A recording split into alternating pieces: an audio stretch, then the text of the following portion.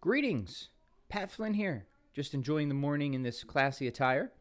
I want to have a discussion with you today about how to read philosophy, essential hints and strategies for getting the most out of your efforts when it comes to trying to understand the great works of philosophy, the great ideas. I have a book here. This is a book from Mortimer Adler called How to Read a Book. Adler was a great philosopher. He was a huge inspiration for me, and he's got many great works of philosophy, both popular and academic works. And what I want to try to do is summarize some of Adler's suggestions for reading philosophy. So let's get right into it. I'll try to keep this video relatively brief so you can take these hints, these strategies, and put them right into action. So first, 2 quick points about mindset when it comes to reading philosophy. First is you should not try to avoid the struggle. In fact, you should actively seek it out. Sometimes on this channel, we talk about philosophy being the mind's gym. I think this is actually a really appropriate analogy. When you're in the gym and you're trying to go from a state of being less strong to more strong, being able to overcome greater amounts of resistance, that requires that you force your body to grow, that you continually work against challenge, that you use progressive resistance. If you only operate at the level you are currently capable of, where things are comfortable and easy, you will not grow stronger. The same is very true for philosophy, where the objective is really mental strength. We're trying to go from a state of understanding less to understanding more. That means you must be willing to engage with ideas, concepts, arguments, systems that are currently above you. The purpose of philosophy is to gain insight, to gain clarity, to go from that state of understanding less to understanding more, where we can go, aha, I understand now. But that means wrestling with ideas, concepts, arguments that you currently do not understand, and that is a struggle. But that's okay. The struggle is part of reading philosophy. The struggle, in fact, is exactly what is going to help you to become a better philosopher, to go from understanding less to understanding more. So don't avoid the struggle. Embrace it and understand that if you're not struggling in your philosophical reading, you're missing a lot of very important opportunities. Okay, so that's the first mindset point. The second mindset point also relates to challenge, and that is be willing to have your current beliefs challenged. Now, it's very difficult, almost impossible, to go into any philosophical text or argument with a completely open mind, but you can at least go in with a mindset that probably, almost certainly, there's something you can learn from this thinker, even if you think you're going to still fundamentally disagree on, say, the wider worldview considerations. It's very important when you go into a philosophical text that you don't agree or disagree before you've read the text. Your job as a philosopher is to always be able to say, I understand, before you say, I agree or disagree. If you cannot say, I understand, you are not in a position to make a judgment about whether this philosophical work is accurate or not. Your first job is to understand what is being said according to the author's own controlling principles and terms, and then, only after, to make some sort of judgment about the work, to agree with it, to disagree with it, to critically assess it. And to do that well, to do that fairly, means approaching whatever the text is with as much of an open mind and friendly attitude as possible. So those are 2 mindset points when it comes to reading philosophy. Now let's get to practical application. How should you actually approach a philosophical text? I'm going to give you a series of strategies here that I use personally, that I found very helpful throughout the years. A lot of these come from Adler, and some of them are just habits I sort of formed on my own, just through trial and error, just trying to figure out how best to wrestle with the great ideas of philosophical thought. So the first is, whenever you have a philosophical text, just outline it at first. Read the cover. Amazingly, what is the title of this book? If there's something on the back cover, read that too. That might give you a general idea of what the book is about. It's really important just to try and get a general lay of the land. What is this book about? What question or set of questions is this author trying to answer? That's the first thing you have to try and figure out. What is this guy trying to figure out? What is this gal trying to figure out? What is the central question or set of questions? Sometimes they are stated explicitly, but not always. Go to the table of contents. Read the table of contents if the book has one. Not all of them do. And this will also help you to get a better idea of what the book is about. And then what I want you to do, once you have a general understanding as far as can be gained just from a kind of superficial look at the book, the front cover, the back cover, and the table of contents, then I want you to read it. And of course, it's not always going to be a book. It might just be a treatise or an essay, as quickly as possible. And the idea here is you're not trying to understand everything. In fact, at first you will understand very little. The idea is just trying to get a very general overview and to keep momentum. You want to read the first time through, you want to read as quickly as possible. Don't slow down. Don't stop to reread difficult passages. And don't worry if you don't understand a lot or most of what you're reading. Just keep going. Just absorb as much as you can. Don't get frustrated if a lot of it is above you or it seems to be in a different language. Just get from beginning to end as quickly as possible, okay? And as you're doing that, I do want you to try and answer a couple of questions. One, what is the book about? Returning to that central theme. What questions is the author trying to answer? And what, if you can discern it, is the author's controlling principle? What is the author's kind of core fundamental assumption or set of assumptions? That, again, is not always explicitly stated, and sometimes it takes a lot of time to really draw that out. So for Plato's Republic, for example, the critical question, the core question is, what is justice? And justice for Plato is sort of a meta virtue, right? Plato's really trying to figure out what the well-ordered life is for the individual through the analog of the state. That's the core question of Plato's Republic. What is justice? But the controlling principle is not so clear, but I would suggest it's probably something like philosophical conversation is the most important of all human activities. So these are things you want to just try and draw out as quickly as possible, even with a very superficial reading of a text. That initial skim through a text, what is the book about?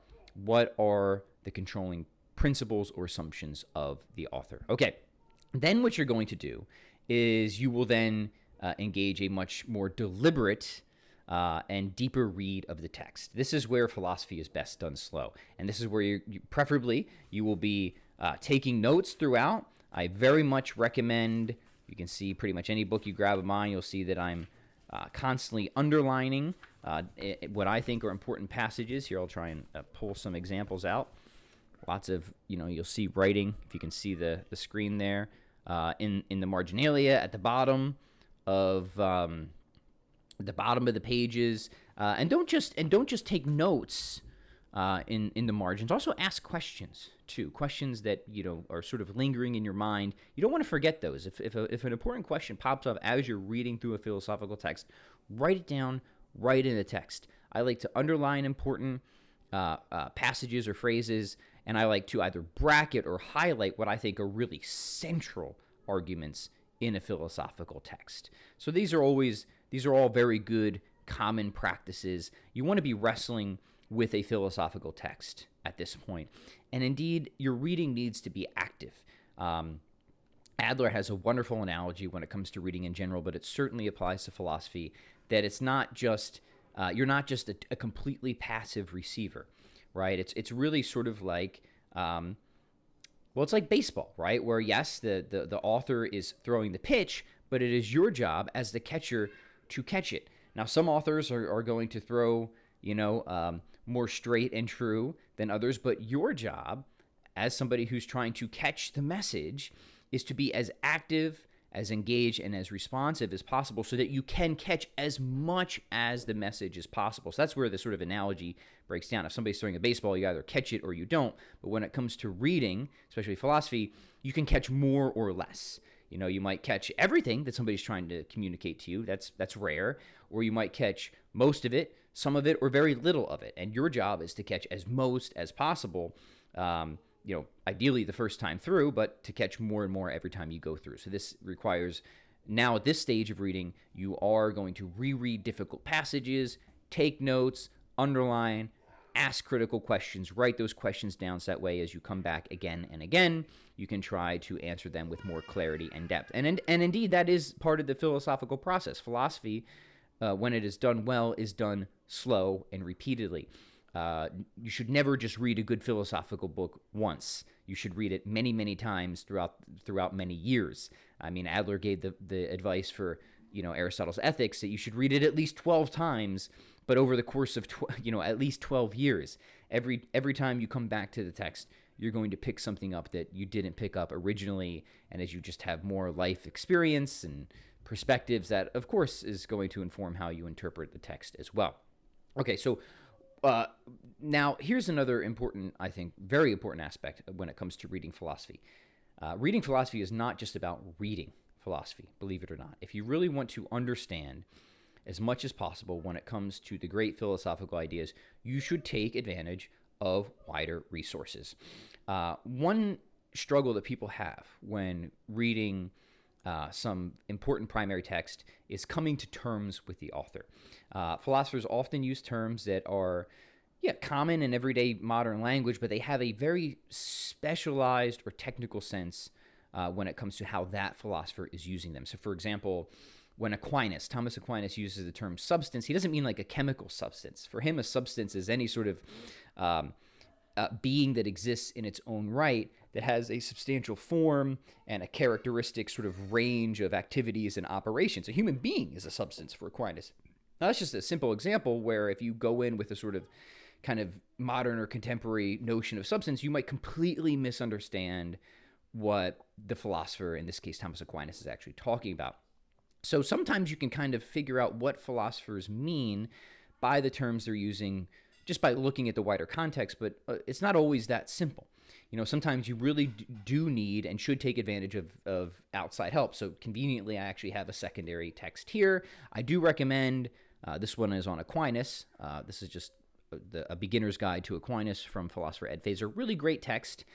So I recommend that you do take advantage of commentaries and various philosophical analyses from relevant experts to help you to help introduce you to the system of thought of various philosophers as you engage with the primary text. This is not an either or, this is a both and. You often hear, my professors will always like, you have to read the primary text. That is true, but you will often get far more out of the primary text by taking advantage of the wider realm of resources. Another analogy, when I'm working on a piece of music on the guitar, of course I listen to the original song that I'm trying to learn or cover. That's hugely important. That's like the most important. But I also look at live performances. I look at covers that other musicians do. I look at lessons that other musicians give of the song. I listen to discussions between musicians about the history of the song, the context, how it came about, some of the music theory behind it. And that wider, realm of resources helps me to learn material, I think, certainly quicker, but at a far more penetrating level of depth. And I want to say the same thing about philosophy. If you're going to read Aristotle's Ethics or metaphysics or physics, yes, you have to read the primary text, but there is a wealth of external resources that can facilitate your understanding to help you absorb the material more quickly and at a greater depth. Now, sometimes you might just have a professor or teacher that can help you do that. I was fortunate when it came to Aristotle's physics I was in a grad program for that. The physics is very tough. But if not, again, secondary material is great.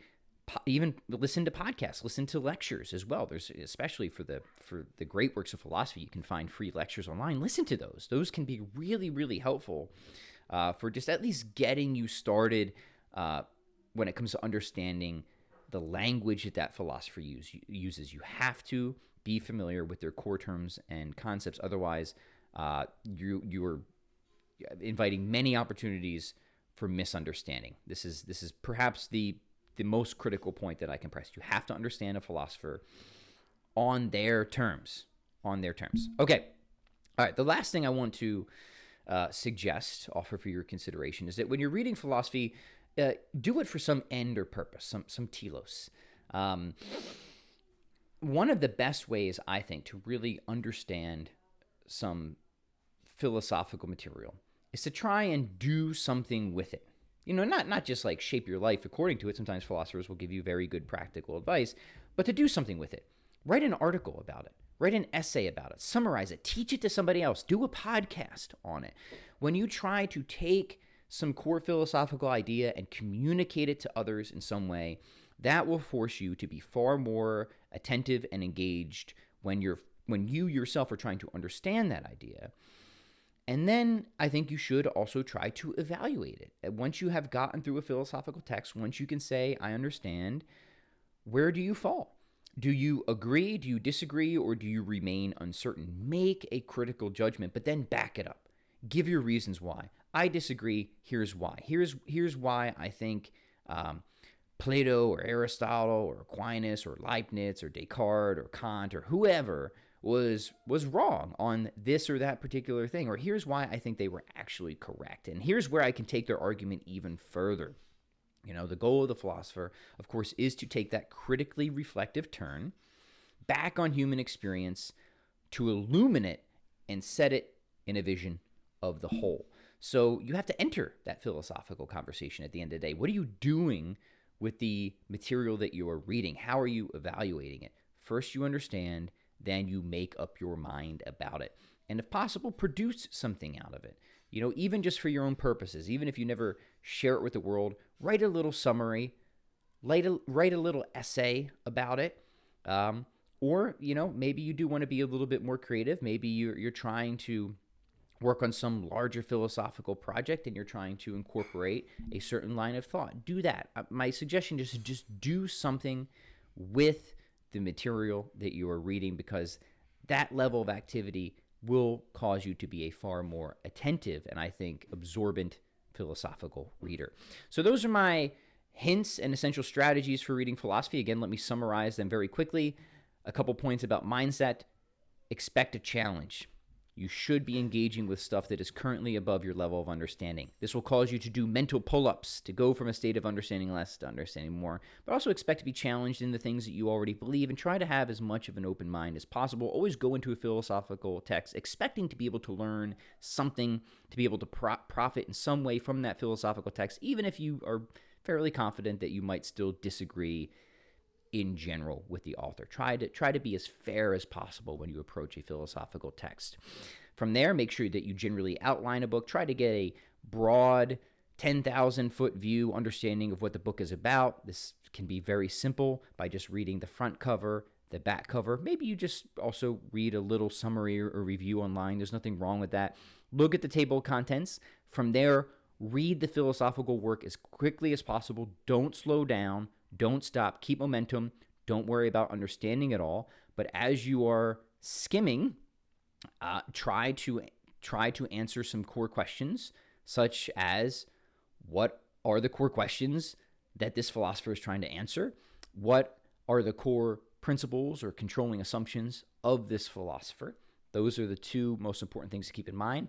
Then you go back and you engage a much more deliberate and a much more deeper read. Take notes, underline, ask questions, all that good stuff. Take advantage of secondary resources, listen to lectures, listen to podcasts. Shoot, even join a philosophical discussion group if you have the opportunity. I mean, one of the best ways to facilitate understanding is just to have a good philosophical back and forth about some text.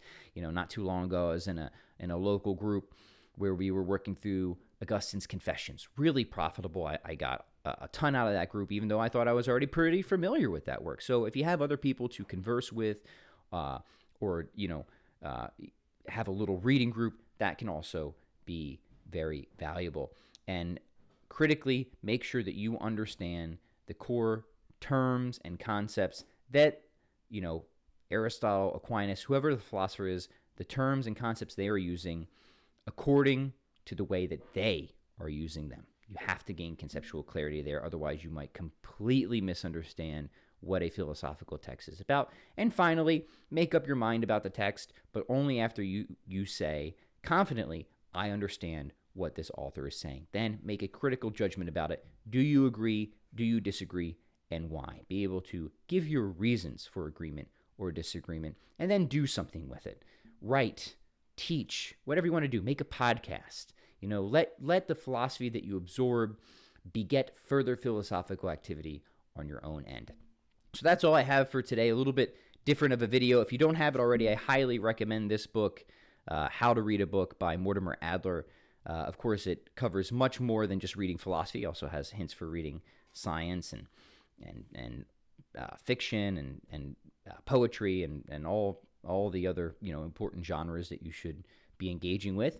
But of interest to us, it would be the section on philosophy. Moreover, Adler's got great introductions to Aristotle as well. So he's a sort of a geyser of resources. If you're just interested in philosophy, I would really check out his work. In the meantime, I would love to hear your hints and strategies for reading philosophy. This, of course, should be a community effort. So I've shared some of mine that have been most helpful for me in my struggle to come to better understand sometimes very difficult philosophical concepts and ideas. So please share your own in the comments below. What has worked for you?